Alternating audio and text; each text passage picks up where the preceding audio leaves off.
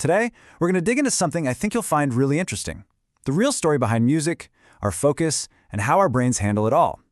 This is lesson 3.6, and we're going to learn how to use music as a powerful tool and not just fall for a popular myth. So, let's just jump right in with the big question. Does music really make you smarter? I mean, so many of us love to study with music playing. We tell ourselves it helps us focus, it helps us learn, but is that what's actually happening? Let's take a closer look. So for today, our goal isn't to say music is good or bad for studying. That's not helpful. Instead, I want you to start thinking of music like a tool in a toolbox. And for any tool, the real question is this the right tool for the job I'm doing right now? First up, let's define this thing called the music myth. So what is it? Well, it's this very common idea that just listening to music, any music, will automatically make you smarter or a better learner. So if music isn't a magic brain booster, what does it actually do for us? This is what's so cool. Research is really clear on this. Music is a powerhouse for boosting our mood, our energy, and especially our motivation to start a task. But look at that other bar. It doesn't really do much for our raw intelligence or memory power. So if music can be so helpful, how can it also sometimes get in the way of learning? It all comes down to a really important idea from psychology called cognitive load. It sounds complicated, but it's just the extra mental work your brain has to do when it's trying to process more than one thing at a time. And this slide shows it perfectly. Think about it. When you're just reading a textbook, your brain has one job: process the language on the page. Simple enough. But when you add music with lyrics, now your brain has two language-based jobs. It's trying to process the textbook and process the song lyrics. That splits your attention and really increases your cognitive load. So what does that lyric interference actually feel like? I bet this sounds familiar.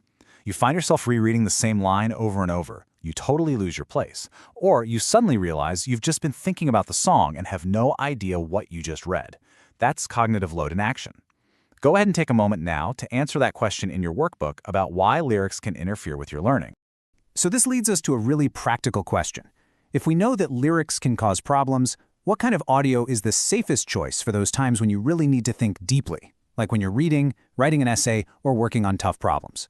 And the answer is pretty straightforward. Your safest choices for deep work are going to be instrumental music, other nonverbal audio, like rain sounds or something, or, of course, just plain old silence. Go ahead and check the right box in your workbook now and jot down a quick reason why. Okay, so we can boil all of this down to one simple, powerful rule. Let's call it the focused zone rule. Step 1. Use music to help you get started. It's great for that. But, and this is the key, Step 2. Once your thinking gets deep, your audio needs to be either off or so quiet and simple that it becomes invisible to your brain. All right, this is the last part of our While You Watch section. Take a second to write down this focused zone rule in your own words. How are you going to use it?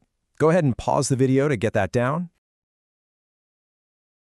All right, we've covered the science. Now for the most important part. Let's actually apply this and make a real plan that works for you. Find the Apply It section in your workbook. We're going to build a smart music plan for a real assignment you have. First things first. Step 1. Pick one task. Is it some reading you have to do? A writing assignment? Math problems?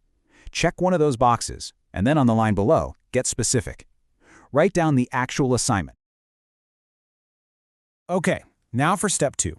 For that specific task you just wrote down, what is the music's job? Are you just using it as entry music to get you over the hump of starting? Is it for quiet background music during a pretty simple task? Or is this a deep thinking task where no music is actually the best tool for the job? Pick one and explain your choice. Step 3 is where you choose your specific audio. Remember our safe options? Things like instrumental music, ambient sounds, maybe some lo-fi, or just silence. Based on the job you chose in Step 2, which audio type is going to support your focus the best? Go ahead and select one. And now we're at Step 4. And I've got to say, this is the key to making it all work.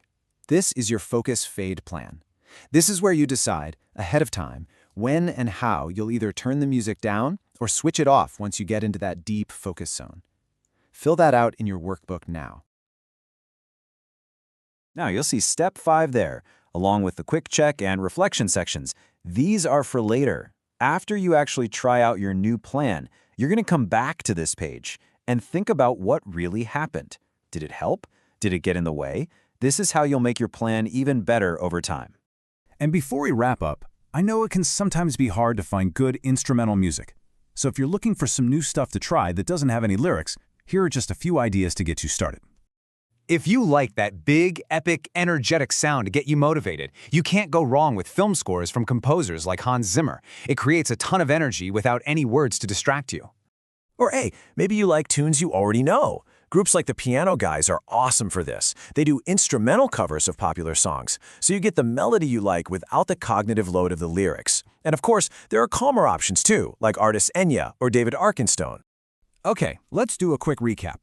We learned that the music myth, the idea that music just makes you smarter, isn't really true. Its real strength is helping with your mood, your energy, and just getting started. We also learned that lyrics can create cognitive load, which gets in the way of focus. And that's why using a focus fade plan for deep work is so important.